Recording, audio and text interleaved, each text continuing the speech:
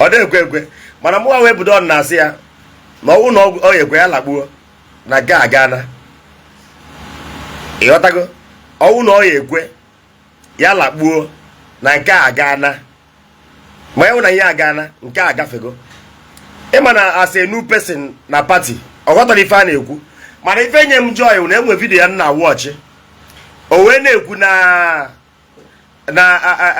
akụbue ya wụ onye agwa ya bịa contest conduct ọra that election wa akụbue na akụbue kpọrọ ya na Abuja gwa one and one si ya nna ya lakpuo na ọ bụrụ his turn na onwe onye a chọrọ inye gosi na enyere ya na-akpọ earlier information ịma na wenye mmadụ earlier information onye akaba ahụ ka o jide data earlier information n'aka na ọ na-amata ọfụma ọ matakana ihe ọnwụ na-eme. This is party. Ihe a party ọ bụrụ business, ọ bụrụ buying and selling, ọ bụrụ ire tipa. In every party a na-enwe procedure eji eme ife. Iwu otu Ebuka ọnụ nkwọ mgbe ọ pụtara o ji ezigbo ego wee bata ọchịchị ka ọ bịa zụọ under apụga mana a gwara ya ga-achere godi. Reason eji si ya ga-achere wụ na party nwere procedure eji eme ife.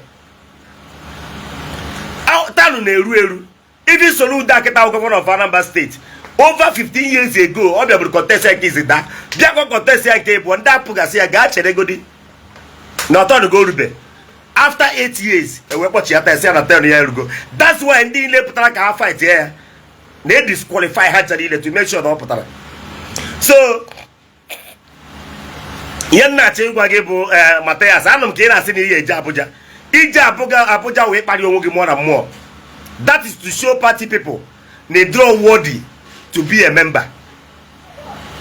Even all the surprise mgbe Peter Obi mfụ gị na Peter Obi ebe ọ na-ekwe gị n'aka dị na-ese picture mmanụ na ọgụ wajekwuru ya sị ya ka unu see picture gan one mana ọ bụ na mmụọ wee budon with ụdị mmadụ ewu and hatred people nwere ebe ị nọ. I will not snap picture with you because I was somebody na-adị open.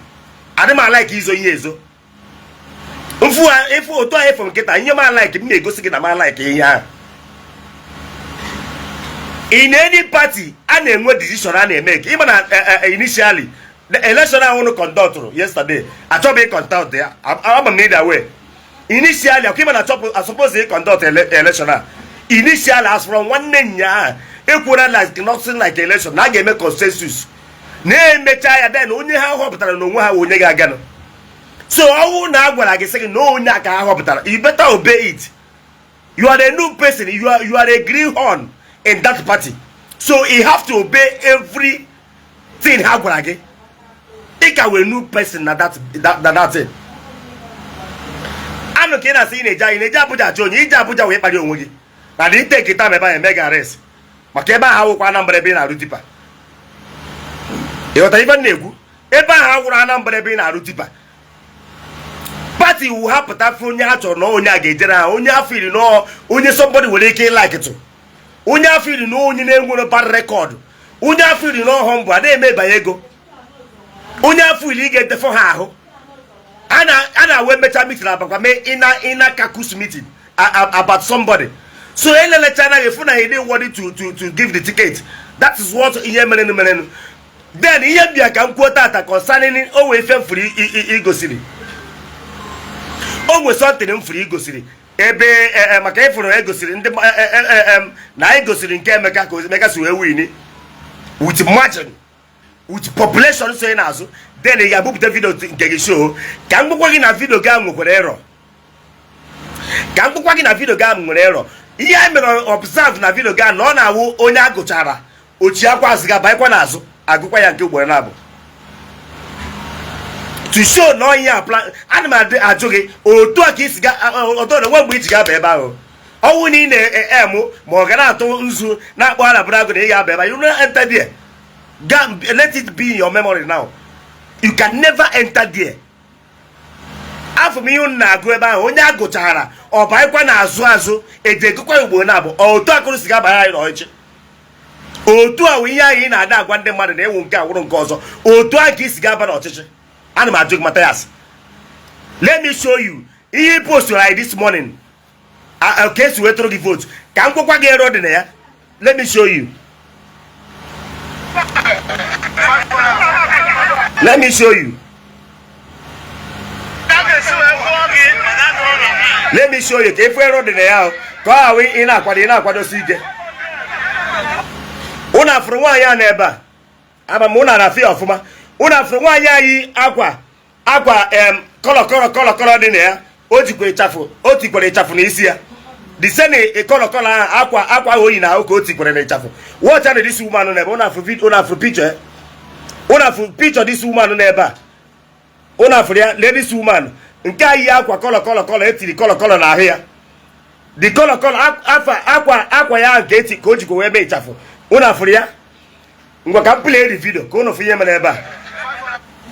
That woman agụchara that woman ọnụ ochiyakwa na azụ baikwa akụkọ ya nke ugbo na abụ otu a na-emebe eme ka ebidogara aghụghọ Mathias otu a ka isi eme your transparency gị nwa watch and this woman agụchara the woman ọnụ ọ baikwa again agụọ ya watch and mgbe o jere baikwa na azụ then unu watch ya unu ga-ekuru dan watch kwanu ka one woman agụchara one girl ọ gụchara ọ sị ka njekwa again ka agụkwa m na-ege ntị after ka nwaanyị ahụ bachara after ka nwaanyị ahụ mmezu unu gachara after ka agụchara ya ọba enwe onye nke agụkwara again another lady agụchara ọsị ka m bakwa na azụ bịa share this video they reporting this video share it ebe ọ na share ya ihe afụkwa ka another lady nọkwara ihu ebe a na-asị let me go at the back ka agụkwa m again watch this video na Mathias ka ị na-akwado court ihe eje o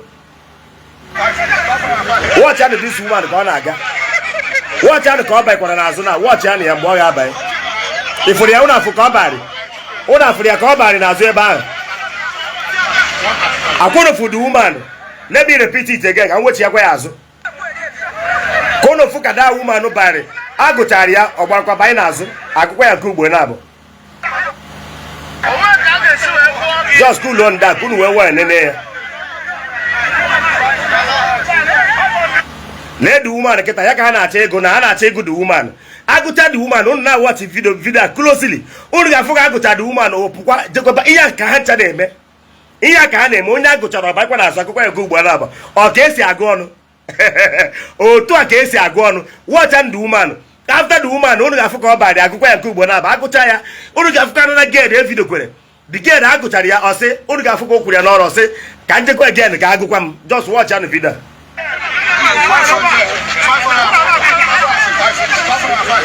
Let the woman up, watch it. Oh, yeah, by one as watch the woman. Couldn't forget the woman's guy by one as again. I couldn't forget about a friend as able. You go watch here this girl who could get a watch and hear again again. Watch and hear this girl again. Watch him. Then you go with any go. And we are cooking. Una hear this girl who could get. Can you put the quazo? Onye nke akpọ ogbu m na-emekwa ka unu mekwa ya again onye nke akpọ ogbu sị na agụchara ya ọsị ka ndị kwunyekwa ọzọ gosi na ife agwara onye agụchara ya bakwa n'azụ ka agụọ ya ugbo na-abụ ọka wee election ọka accounting gịkwa na otu ka unu mekwa ya again share this video a na-report ya share this video gịkwa na otu ka unu mekwa the girl kpu okpu n'isi a young girl watch ihe o kwuru ọ sịrị ka nje ka agụkwa m ọzọ if onye anụ ka ọ sị ka nje kwunyekwa ọzọ unu nke na otu unu ka dị kwuru ya ka nje kwunyekwa ọzọ m na-epulekwa the video kịta okpu black n'isi watch anya ya lee ya ebe a akwụndụ ka o kwuru ka nje kwunyekwa ọzọ normally a new party like this a new party abụrụ ta ga mma ihe politics all duto ihe dị na politics bụ politics ihe mmadụ wee bịa ngwa gị ihe mma gwa gị left since 2003 ka nwoke nọ n'ihe a na-eme mana achọ bụ dutoro ihe dị na ya na-eme omume avoid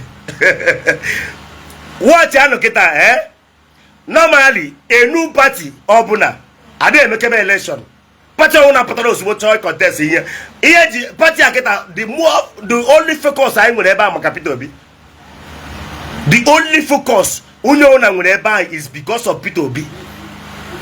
Normally every new party ọbụla adịghị emekebe election na ya normally if at all na achọrọ ime election ịma na ndị niile ga-atụ vote ebe ahụ ndị ga-eji ID card ya party member nke iji wuru member of the party ọwụ ha na ịbata na hall ebe a na-eme primary election ọwụ na iji membership card otu a m onye apụga kịta ọwụ na meji membership card ndị apụga wee bata na primary election field a ga-achụchi ha mazụ mana otoga anyị na ndị niile na ebe a kịta na onwe ndị ji membership card ihe niile ahụ ndị jos you can even ị nwere ike ịbata n'ọnịcha ebe a gụrụ mmadụ gbada obodo unu jee ebe a drọp abụọ ị nwere ike ịgbalata ihe dịka gbada ihe dịka oji ga ebe a bukọsịa ndị mmadụ landị ebe a na-agụ ha ọnụ because ha eji your membership card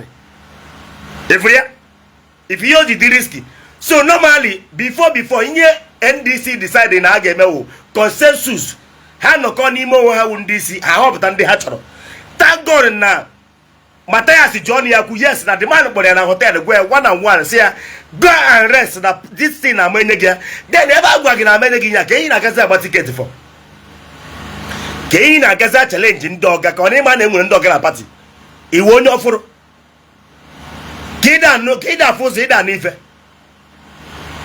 ịma na enwere ndị ọga na pati they are the people that will decide. Onye ahụ ifsi ha nyere ya ị na-asị na onye ahụ amenweta 1 vote onye gbagara omenweta 1 vote ịma na onye na-ama awaghị isi ka a na-enye vote ọ na ịma na onye na-ama awaghị isi ka a na-enye vote ịbata na pati izizi ị ga-eche nwara gaza ka esi eme Ebuka ọnụ nkwụ bata na pati as a new person bịa contest senate agwa ya ọga iji ego turuturu mana ama enye gị ya na enwe onye nọbụ before you ejiwe onye enwekọ ụkpọ ejiwe nye enwekọ ụkpọ nọ senate kịta ebe ahụ na a gwara gị sị gị na gị chere na orube na onwe onye a chọrọ inye ka ị na-agazi asị na ị ga-eme election anọ ka ị na-eje Abuja ị na-eje is glorious ị na-eje Abuja to show ị na-egosi how arrogant you are by ije Abuja. I'm telling you what I know. lee yuru na-agụ as election lee yuru na-agụ na-eme election onye agụtara je na Zubai with this you're going nowhere no need in na-ebe akwa you better you clear your eyes and go inside. Ihe anyị na-ekpere ndị ọzọ na-ekpere ya ka ị na-afụ kịta reality anyị na-asị gị hit ndị mmadụ ị na-ekwu ka ọ na-eme ndị mmadụ that reality will hit so you don't need to complain. You better go inside and rest. Yes, blame Peter Obi asị onye ịma na nwanne ofu nwanne ya wee reverend father nwanne ofu nwanne nke ọzọ bụ a sister ịnabata gị utu ihe niile anyị na-ekwu n'ọnụ utu ihe niile anyị na-akwa nwute Kristian si mee ya nke mee ya nke ọzọ otu a ka isi ga-aba ebe a ga chọọchị onye mmadụ na-afụ obi ya anya ka ihe ọzọ anyị nidiri efukwa again gbasara ya karata ibe ebe ahụ you are not going there to come and work for your people. You are going there only to pass a bill ị ga-apasị ka ị na-agara ebe ahụ ime ka ị pasị a bill ga-emegide ndị Christian. That is the only thing and ana m agwa gị na-aga ya ka ọfọ you can never smell the seed. ọsọkọrọ gị mee wuruwuru niile ị ga-eme banye ebe ahụ nkịta asị na gị win primary a ka ga-emerikwe gị ndị PDP or APC ka ga-emerikwe gị or Labour Party. God mark my word, you can never smell that place. Yes, because you believe in onye believe ya believe. Ihe niile anyị na-akpụ Christian nọ n'ige so ta kpọrọ ndị Muslim nọ ka agbaghe gị ntị. Were godi mosque kwuo okwu, were godi Koran kwuo okwu ọjọọ ka ebe buru gị n'abalị ka ịfụ ka ọ na-adị. Ka ọjọọ godi Koran ebe ịmara isi gị kara aka na ị na-ekwujọ Christian agbaghe nkịtị. Ndị kan Nigeria kan ka nna ka ebere m na-emere Nigeria kan gbaghe nkịtị ka m na-elegara anya because ọnwụ na ọmụwa onye isi na Nigeria kan bụ anyị na ọ ga na-esho na ahụ gị na onwe ebe that's na onwe ndị na-agwa okwu a maka na ịmanụ na be gị na ọbe onye ọzọ Mathias ime ebe gị biribe onye ọzọ omenala adịbago far back sisi nne mụrụ m sisi nna m mụrụ m omenala adịbago ndị omenala nọ ndị Christian nọrọ nwunye na-achọ ibe ya ịbata ha na nnọọ nke gị ọba gị isi na-ekwugheri ọba gị isi ọ dịghị ka ọ gị jide ndị Christian wepụ ha ozugbo ọ ka esi eme onye kụzie gị ihe anyị na-eme ebe ka isi mụta ya onye gwa gị na ọ gị ga-akpọpụsị ndị Christian ime emewu ya ọ nna gị kụziere gị ya nna gị osote ame ihe afọ na igbu nne ewu ya na nke nwe ya arụ ka ị na-eme but you don't know. For that reason, God mark my word, whether you like it or not, you can never smell the seed. Thank God in this in Agwanage, na gichere no one to in a ticket. Then can you not contest election? Every man then when they won dog, and they say you will fight it to the last. They make it a fight. Him and dog, him and buggy. Him and the carrege, but him and the one do where. Go and see what is happening in River State. A whole sitting governor, national chairman, party chairman, and almost will contest election under APC. I took the from PDP by APC. Took there to the extent they can't contest Senate election. Every primary election under governor also will contest here. Every man a party with power. Ibera nyam no nyam ke ibera talk enyegi yenine. Nyam ke ibara man no go ndi neba here no before ebia. Mathias on e man no go ndi neba before ebia. Ibera say chupu ndan rigoro. Jejo soludo of Anambra State. How many times so fail? How many times so contest? I was here in keep as ya jesu e go time oruo ka boya. Oruo na 2000 and get it. I watch Yasuru the say after 8 years. On opponent no, or 8 years after contest, and one another 8 years before Obiana was here and ever say no Tonia. Owebia. Today stand the only phone only wumba or ewe pudikan and nanka. Or na suru the carry contest, but the House of Rep. Nay, ye bottle. Monobiana Guadiasia, na because happens to do the goje. No day now name when did he.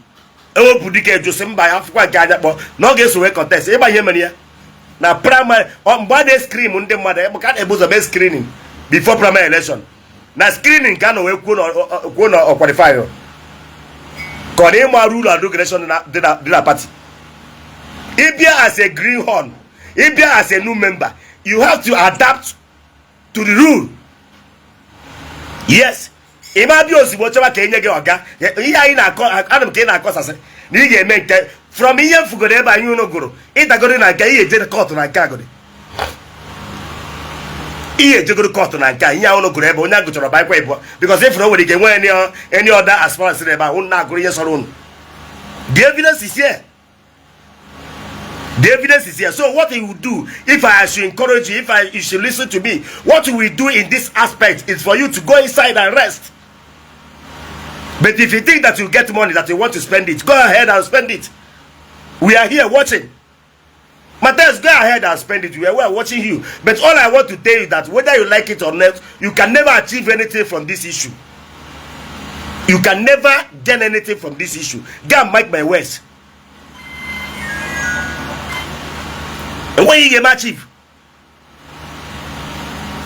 iya feeling and the mother and the mother may in us yes cemetery on ano kine kutinubu turubu na emofu wonya blame kwa turubu kaka kei to zika iko na giga kai metemere ge bere eni digi una eni droge una eni droge kio idi kine cheka ka ndi mmo blita na ala bagwa ya na eni droge somebody by Bible roko na actually in the Christian ko no so ndo bela na ya the Christian amade then o ya ke ya to ka enye you just for no Christian we word any the me gwa ya de be ka o ke wore woro this word no na area in the Christian we feel whether you like it or not iwe ni eta ya ga big Bible not anything Bible ga ya big ye bunaka e ma for eba that is to show you difference, that is to show you difference. Donald Trump today is a Christian, pure Christian. No, don't have him money. Donald Trump today is a Christian. No, don't have him money. You got to go. Donald Trump, all have him money. Now, wait, I'm coming. All have him money. I'm going to call 24 hours. So, in short time, Mark will say back. Come, Manin natural Mathias. From what I saw in this video, that is Agota Aguari Kwandagu before. Evidence is here. The woman is earlier, you know the truth and stop this in Ineme, Gazuro Mogike. Yotaneku is earlier, you know the truth, Igazuru Mogike.